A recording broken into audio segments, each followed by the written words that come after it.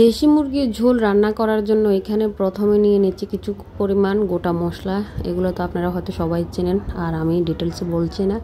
এগুলো নিয়ে খুব সুন্দরভাবে ব্লেন্ড করে তার মধ্যে দিয়ে দিলাম 2 টেবিল চামচ পরিমাণ আদা, 1.5 টেবিল চামচ পরিমাণ রসুন বাটা, আধা চামচ পরিমাণ ভিনেগার, আর এখানে যত ধরনের মাংসের মশলা আছে পাউডার ওইগুলো দিয়ে দিলাম লবং, টেস্টিং সল্ট, সরিষার তেল দিয়ে সুন্দরভাবে মিশিয়ে নেব। আর দিয়ে দেব সামান্য পরিমাণ চিনি।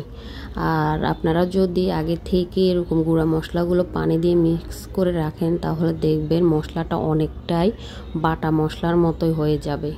এই তো মশলাটা মিশিয়ে আমি রেখে দিলাম। আর এখানে আমি একটা মুরগি কেটে ধুয়ে পরিষ্কার করে নিয়েছি। আপনারা দেখতে পারছেন মুরগির সবটুকু অংশই আমি নিয়েছি। এখানে চামড়া, পা, ডানা থেকে সব কিছুই দিয়ে এখানে একটা কড়াই নিলাম। কড়াইয়ের মধ্যে দিয়ে দিলাম তেলের মধ্যে দিয়ে দিলাম আলু এবং হলুদ লবণ মিশিয়ে আলুগুলো দিয়ে সুন্দরভাবে ভেজে নেব।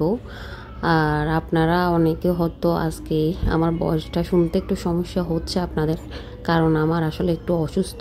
আমার সমস্যা দেখা দিয়েছে বিভিন্ন রকমের, ডাক্তার যদিও বা দেখাইছি কিন্তু এখনও পর্যন্ত আসলে সুস্থতা পুরোপুরি হই নাই। সবাই আমার জন্য দোয়া করবেন আশা করছি। তো এই তো দেখতে পারছেন এখানে আমি পেঁয়াজগুলো সুন্দরভাবে বেরেস্তা করে উঠিয়ে নেব এখান থেকে অর্ধেক পরিমাণ। এটা আমি মাংসে পরবর্তীতে দিব। আর এখানে দিয়ে দিলাম গোটা মশলাগুলা। এখানে গোটা মশলার মধ্যে যা দারচিনি, এলাচ, লং, তেজপাতা দিয়ে এখানে দিয়ে দিলাম সে আগে থেকে রেডি করা মশলাটা দিয়ে খুব সুন্দরভাবে মিশিয়ে নেব, কষিয়ে নেব যতক্ষণ না মশলাটা থেকে কাঁচা গন্ধটা চলে যায়। এ তো দেখতে পারছেন তেলটা উপরে ভেসে এসেছে, তার মানে মশলাটা অনেকটা কষানো হয়ে গিয়েছে। এখন দিয়ে দিলাম সে মুরগিটা। আর এই মুরগিটা দেশি মুরগি, আমাদের ছাদ বাগান থেকে আমরা নিয়ে এসেছি। আমাদের বাসার উপরে আমরা দেশি মুরগি পালি, ওইখানে অবশ্য অনেক কিছুই আছে, কবুতর, ছাগল, দেশি মুরগি আর বিভিন্ন ধরনের গাছপালা, এগুলো তো আছেই। তো দেখতে পাচ্ছেন মাংসটা অনেকটাই কষানো হয়ে এসেছে। কষানো হয়ে এলে পর্যায়ে দিয়ে দিব গরম পানি।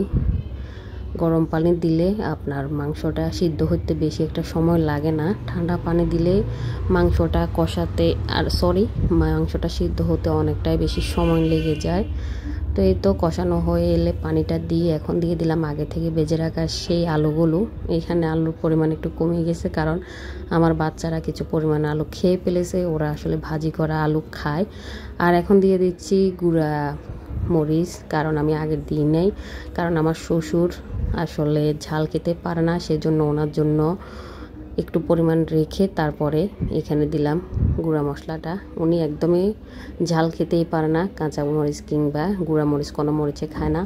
এর পরবর্তীতে দিয়ে দিলাম গরম মশলাগুলো, দিয়ে দিলাম পেঁয়াজ বেরেস্তা দিয়ে ঢাকনাটা দিয়ে রান্না করে এ তো হয়ে এসেছে। দেখতে পাচ্ছেন কালারটা অনেক সুন্দর এসেছে। আর দেশি মুরগির স্বাদ তো এমনিতেই অনেক মজা। তো সবাই ভালো থাকবেন, দোয়া করবেন। আসসালামু আলাইকুম।